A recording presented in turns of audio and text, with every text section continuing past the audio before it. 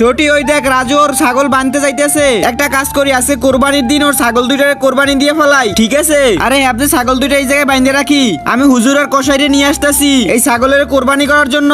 ও চলে গেছে, আইয়ে পর।